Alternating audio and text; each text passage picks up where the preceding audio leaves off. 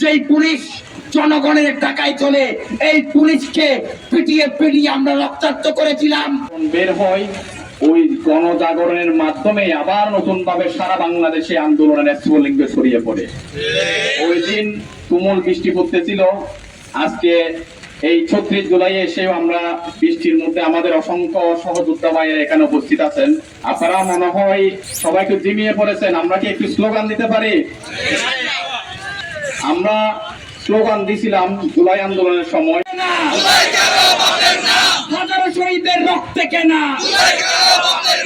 ইনকিলাব ইনকিলাব ইনকিলাব ইনকিলাব, আবু সাইদ মুক্ত,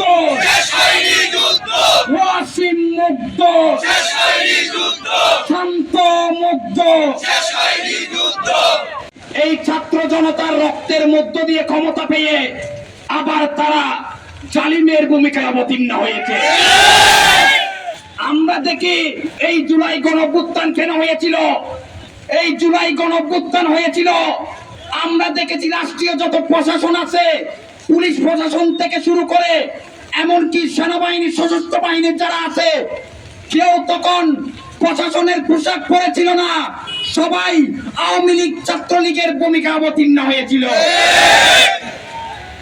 আমরা সেই প্রেক্ষিতে এখনো দেখি, যখন উপজেলা প্রশাসন, পুলিশ প্রশাসন, থানা প্রশাসনে বিরোধী দলের কেউ ঢুকতে পারে নাই। এখানে জামান জাভেদ, সে ছিল, তার কুখ্যাত বিখ্যাত পিএস ছিল, তাদের কথা ছাড়া এখানে ওসি থেকে ইউনো কারো কলম নড়ত না।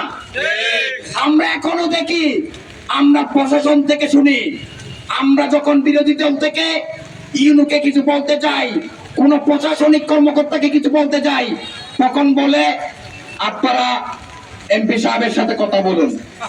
আমরা এখনো দেখি আনোয়ারা উপজেলা প্রশাসন, থানা প্রশাসন, তারা কলিয়াস্থানবাজি করতেছে। আমরা এখনো দেখতেছি এমপির নির্দেশনা ছাড়া কোন একটা ফাইল উপজেলা প্রশাসনে নড়ে না। আমরা এখনো দেখি সরকারি যে সহায়তাগুলো আছে, পিসিবি থেকে শুরু করে ওএমএস, সবগুলো আমরা এখন খবর পাই বিভিন্ন নেতা কেতা যারা আছে বিএনপির, তাদের মধ্যে বাগবাটোয়ারা হয়ে যায়। আমরা এখনো দেখতেছি এই ফ্যামিলি কার্ডের নামে বিভিন্ন ধরনের ওখানে নিয়োগ নিচ্ছে, কিন্তু সাধারণ শিক্ষার্থী, সাধারণ তরুণ যারা সেখানে যাচ্ছে, তাদেরকে বলা হচ্ছে এমপি থেকে সুপারিশ নিয়ে আসেন। আমরা ইউনোকে প্রশ্ন করতে চাই, আমরা ওসিকে প্রশ্ন করতে চাই, আপনারা কি ৩৬ জুলাই দেখেন নাই তখন কিভাবে বিক্ষুব্ধ ছাত্র জনতার ওই থানাগুলোকে চালিয়ে দিয়েছে? আপনারা কি তখন দেখেন নাই পুলিশের সাথে, যেই পুলিশ জনগণের টাকায় চলে, এই পুলিশকে পিটিয়ে পিটিয়ে আমরা রক্তাক্ত করেছিলাম। কেন করেছিলাম? তারা দলীয় ভাবে অন্ধ হয়ে গিয়েছিল।